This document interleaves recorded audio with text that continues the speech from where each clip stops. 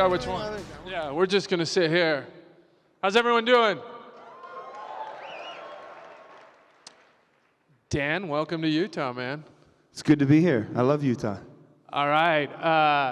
So for everyone who doesn't know, I'm Ryan. We were just up here, but this is Dan Reynolds. He's the lead singer and I guess we're at a tech conference, one of the founders of Imagine Dragons. And I just want to walk through that journey. I think that we've founded a lot of things in the state of Utah, but one of the cool things is it's not just limited to tech, and tech also influences every industry. So we're going to talk a little bit about music today. I think it's something that we're all a big part of and impacts us all. So Dan, maybe a lot of people don't know, but Imagine Dragons were actually started here in Utah.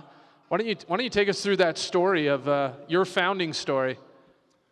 I actually was sitting in a biology class at BYU. I wish I remembered the name of the teacher because he was a really nice guy. But biology was not my favorite subject, so I was kind of doodling on a pad, and that's where I came up with the band name. I had a phrase that I wrote down in my notebook that I really liked, and then I just switched up the letters and made an anagram out of it into Imagine Dragons. So started at BYU, and the reason we started it is BYU was having a battle of the bands, and so I thought, well, I'd done music my whole life and wanted to enter the battle of the bands, and we did that, and we also did a battle of the bands at the Velour. I'm sure a lot of people know the Velour in Provo, Utah. But that's I'm from Las Vegas. Our band moved to Vegas after that, but really our start was Utah. I love Utah. I love the people here. I love the culture, and we wouldn't be a band if it weren't for the Velour, if it weren't for the Battle of the Bands, and that was the start of Imagine Dragons, was really Utah. So how many? That's pretty cool. How many records now? We just put out our 5th record, 5 records. Yeah, and one of the things that's interesting is, like, as you get to know Dan, Dan's one of the most creative people I know, but a lot of us who we're working on teams, we're actually working through a creative process. Walk me through your band and what the creative process is for you all to come up with something new. I mean, you think of all of the different number 1, number 2 hits that you've had out there. It seems like every single record you guys drop, something's at the top of the chart. And 5 records and the genres and how you mix up music, it's pretty incredible. And, there's not many bands that can keep doing that for what you guys look like you have a pretty long run. So walk me through that process. I started writing songs when I was 12 years old. On Cakewalk was the DAW of choice at the time. I don't know if anybody ever used Cakewalk, and then later it was like GarageBand, Logic, and Pro Tools. I use Ableton now. But I would watch my older brother record songs. And I was in middle school at the time. I hated middle school. I started to deal with some pretty serious depression. For the first time in my life, I didn't understand what it was. And I found that writing poetry and music was incredibly cathartic for me. So I started, when my brother was gone, I'd steal his microphone, I'd record songs on the computer, and then I just did that throughout the years. And it really wasn't for anyone else but myself. It was just kind of a cathartic experience for me to write my feelings into these songs.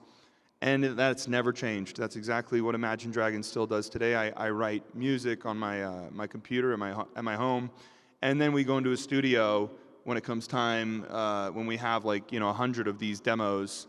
And this last record, we did it with Rick Rubin at Shangri-La Studios in Malibu. And we just combed through these ideas and then made a record. And it's honestly, a band is really hard. I'm sure it's like a business. You have a lot of really, ego is maybe the right word, but I'm trying to think of something more polite, but a lot of people who think that they know the right direction, hitting heads, and you got to make it work, and you have to, sometimes it takes someone kind of being a leader, and that works for some bands, or a super egomaniacal lead singer. But in other bands, I think that they all have 25% rule, and they're all democratic. I think I've heard Coldplay's super democratic, and U2, and so, But then there's like Oasis, and they hate each other. So it's just like different dynamics for everybody, you know? So you go through and you'll like mess around all year long. You'll be recording stuff. You'll have just this library of thoughts. And then like you show up to the studio, the rest of the band members show up, and you just like dump it out on the table. Well, they had heard it before because every day when I finish an idea, so a lot of times the guitarist will send me a guitar riff, or the drummer will send me a drum riff that he recorded at his house, and then I'll start it at my house, but then I'll always write the lyric and melody, and then I'll email it that night. Actually, I'll send it on Gmail, which is probably terrible to say this out loud, and we've been hacked like a million times now because of that. We should probably be more secure in how we do it, but I'm just like, hey, here's some demos. Yeah, so that's the way that we do it. So by the time it comes, you know, we've been sitting on these songs for like 2 years. By the time we get to a studio and everybody knows, hey, these were my favorites, I didn't like that one. And everybody responds the next day after I send the email, and they're like, I really like this one because blah, blah, blah. Or, this good work, Dan, but, you know, not really my thing. So it's like very critical, you know, but positively critical, yeah. And do you ever get like bugged when someone's all the time. All the time. And my brother's my manager. So that you can just think about how that dynamic is, and he's my older brother. And that actually caused a lot of arguments in our early years because he would kind of come up to the guys and be like, hey, are you hungry? Are you okay? Is everything all right with you? Dan, you're fine, of course. But are you doing okay? And Dan, you know, your show tonight, you were pitchy, and you should have been, like, he gives it to me really straight. And I'd be like, I want a manager, but I want you to baby me too, you know? I've got a little experience working He's with here my somewhere, brother. so he knows. Yeah. But we got over that after a couple Yeah. fist fights in the early years. So, yeah. Yeah, I've been through that. But that's when greatness happens, right? When you make it work. So when you think about your band as a team, a lot of us do work in teams, right? Whether it's sports, whether it's tech, and actually this process you're describing, it hits home. Like that's how we communicate. We're emailing stuff back and forth. We're saying, hey, that's a good idea. Someone has it. Why? But most of the time, like the biggest risk that comes into a lot of these great bands is they break up. How do you, like, what's your guys' secret? You've been going for some time, and you are incredible at writing songs. You guys are incredible at music, and it looks like you can be one of the great bands that goes for a really, really long time because you're still young. What do you look at as the risk, and what has to be true for you guys to keep it rolling? I mean, one of the great advice that I was given was by Chris Martin from Coldplay. We were playing a song together we were playing a show together at South by Southwest early in our career, and he came up to me and he said, at the end of the day, all that matters, you will win or lose as a band based on your songs. That's it.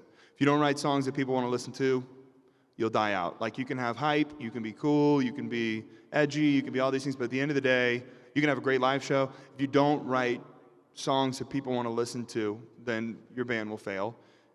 So I think, first of all, you know, you have to write songs that people want to listen to. I also think our band has done band therapy. Believe it or not, there's like therapists they only do bands. It's actually probably an amazing career. Be a fly on that We had wall. these two women that were just like, I think they were sisters, and they were really outspoken, and both of them very, like, tell you how it is, New York type style. And they sat us all down, and we did band therapy for like 3 days. It was horrible. It was like the worst experience of my life. They'd be like, everybody write down on a piece of paper how many problems you have with each band member and each problem. And then they go around and be like, okay, you know, to our bass player, like, how many problems do you have with Dan? And he'd be like, I have 10 problems with Dan. I have 2 problems with Wayne, and then you have to like go in a back room and discuss. But working through things, and then having someone question you. I think bands that fail, or businesses, I would think too, or if someone has ultimate power, nobody questions them, then that act will fail. Everyone needs a boss, right? No matter who you are. You need to be questioned, yeah. Yeah. When it comes to the band, though, the hard part is you're traveling together as well, right? Yeah. It's not like hygiene. What's that? Oh my that? gosh, hygiene. I hate touring personally. A lot of people love it. They live for like the bus experience. I have ankylosing spondylitis, so I have a back issue. So already, like, I always wake up grumpy, and not everybody's hygienic. I'm not saying anything about my band. You know, I'm not necessarily talking about my bandmates, but maybe, you know. So yeah. so you guys just dropped a new album, Mercury. Like, it's out, it's doing well. Where I just heard Mac come in and say, hey, some guy came in and he wants you to sign a CD from like a show from 12 years ago and everyone else signed it, but he doesn't have yours. And I was like, CD? Like, that's where it started. How has music and technology changed how you guys think about success? Because everything, like, we got it right away. I remember, I mean, you were kind enough to email me a couple of the songs prior. On Gmail. On Gmail, like, when you were working on, but when it came out, it's just like, boom, it hit Spotify, it's out. The metrics are really different now. Obviously, physical sales matter to people just in a way of, like, some people want to have the vinyl to hold on to. But for the most part, that's not, you know, if you're talking just about the business, that's not where the money is made. For me, all I care about is ticket sales. That's it. Because that means that people are buying into the brand. Like, there's a lot, for instance, there are acts that are breaking right now on TikTok and things like this where they'll have a hit single, they'll sell a ton, like stream a ton, stream crazy amounts, be number one on Spotify. They'll do a show in a theater and it will be half full because they care about the song, but they don't care about the brand. They don't care to go see the act live. For me, all I care about is a community of people that want to follow us throughout the years, see us on the road. They buy into all of it, what it's about, like the culture of it. That's a success. That's a success to me. That's all I care about. So streams. I mean, we're always like, I can just tell you, like, being, you know, we stream a lot on Spotify. That there's no money in that.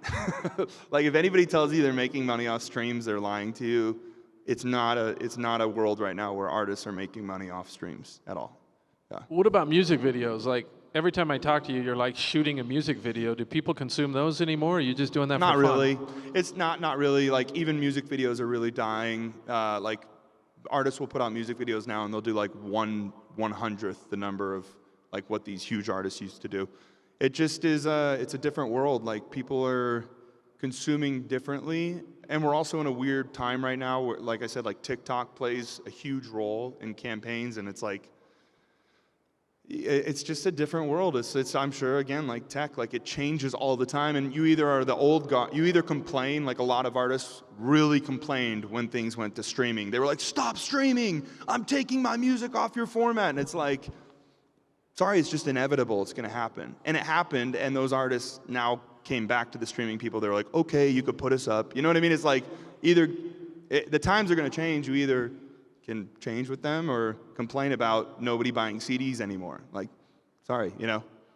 That's so relevant. It's happening in every single industry. No matter what industry we're in, there is that disruptive move where you have people who are leading it, and then what I call kicking and screaming. It's like, okay, we're gonna drag you along, kicking and screaming, hashtag kicking and screaming, we're coming. It's happening right at the forefront of everything you guys are doing. Let's talk about songs, right? You've got a gift. And for me, to see someone who can write music that, like, my 9-year-old loves, but also that older people of every genre and race and ethnicity love. Like, how do you think through that? Like, that's hard to do. You know, I wish that I could tell you that I was like a really business smart guy, and I was like, I don't swear in my songs because I want to appeal to everybody, and I write these songs like U2. I want to be like U2, so you can bring, get all these numbers. Like, I genuinely, if that was the case, I would tell you. I just happened to, like, the people that I grew up listening to were like Cat Stevens. Like, Cat Stevens for me was my favorite artist of all time. Like, the first song I cried to that made me want to write music was Father and Son by Cat Stevens. I genuinely just listen and consume music that is not that edgy. Like, I don't aspire to be edgy, I just aspire to tell my truth. And my truth is I was raised as a Mormon kid and went on a Mormon mission in Nebraska. You know, I was raised in a super conservative family. I love everything. I love, like, as I get old, I went through a period where I was really angry about that. And I was like, I hate that I was raised in a square and then I had to see the world and it was like this shitty place. And Mom, why didn't you tell me that? Like, and I was really angry, and a lot of our records were about that. And I've really since moved into a different place where I'm really grateful for like the conservative values my mom taught me. I'm no longer a really religious person, but I'm very spiritually minded. And also Mormonism is my culture. Like it matters to me because it's my people. It's what I was raised with. So, sorry, long story short, I guess your question was like, why do I think it appeals to so many people? Well, there's not a lot of people in the pop mainstream that are writing songs that you're okay with your 9-year-old listening to. I don't write it for 9-year-olds, but I love that 9-year-olds love it. Like I don't have any shame about seeing kids at our shows. I'm like, yes, this is awesome, you know? Yeah. Well, like, let's just take a couple. Like, let's take Radioactive or Thunder, like some of these that, you know, everyone knows. And it seems like almost every soundtrack or movie that comes out, it's like they're calling you, Dan, going, hey, will you write something for our movie or whatever it is? But like Radioactive, walk me through, if you don't mind sharing. Like, I'm sure everyone in here has heard it, probably thinks it's about whatever they have in their heads, right?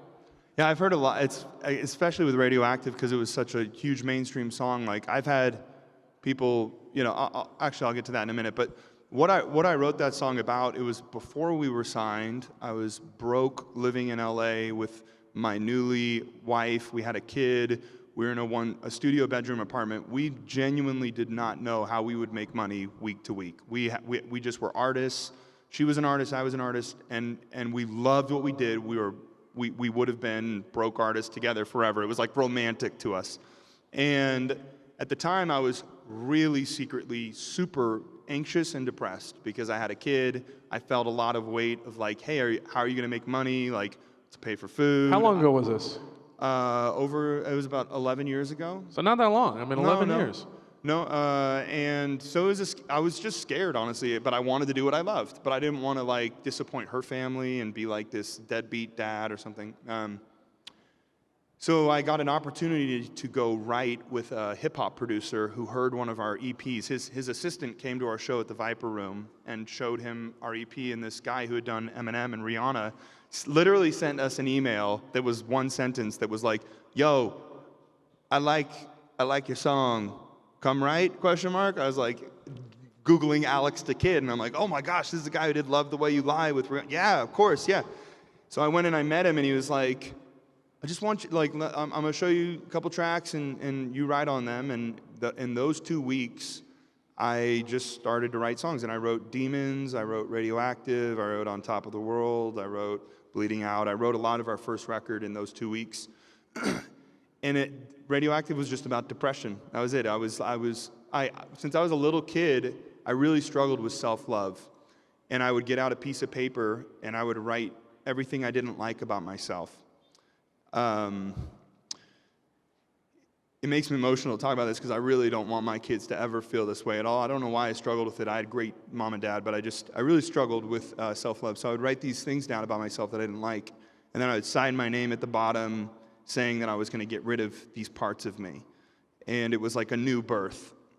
So Radioactive was about that. It was about welcome to this new age. I felt like my body and my mind was radioactive. I hate that I dealt with depression. I hated this radioactive like ooziness in my mind that felt like a gray cloud, and I couldn't get rid of it. So it was about an awakening and ridding myself of those things. And since then, I've really focused on learning to love myself and see myself in a different light. But that's what Radioactive is about. And since then, I've done so many interviews where people are like, I heard you wrote that song about Spider-Man. I was like, no, I didn't write about Spider-Man or like zombies or like... But, you know, like people interpret things for how they want, and yeah, so that's the beauty of music, you know, I guess. That's cool. That's cool.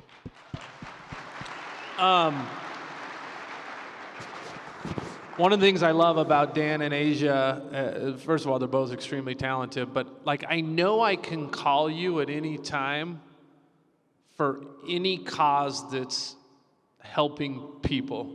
that's fighting for people. You know, we're all pretty involved in Circle. We were with Tim this morning. But actually, you're one of the people that got Ash and I through Love Loud involved in this. And you know, I remember when you were doing Believer, and you know, you had the documentary that came out and everything else. How do you choose what to do, or what is it? I mean, that makes you want to fight so hard for just using your platform to do good? You know, I'd say one, I have been incredibly lucky. I was born into a wonderful family, a great mom and dad, who instilled values in me, really, you know, instilled a spirit of service and giving back always. But that being said, the reason that Love Loud was so important to me personally was, one, I grew up with a lot of my best friends who were from the LGBTQ community, and they also came from conservative backgrounds, and it created a deadly future for them. Literally deadly. I lost one of my dear friends to suicide when I was in high school. Just, you know, went out in a parking lot and shot himself because he felt like nobody would accept him or love him for who he was. And I watched him desperately try to change that for years. That hit me in a deep way that I couldn't ever, you know, forget. And then I guess the reason I wanted to start it here in Utah was I love the people of Utah. I have a deep affinity for the people here. I feel like Utah gets this rep of being, I feel like it's changing, to be honest with you, but I feel like there's been this rep of Utah being this kind of like simple-minded, conservative, square people. That's not the Utah that I know. I know a lot of people who are progressive, loving, kind.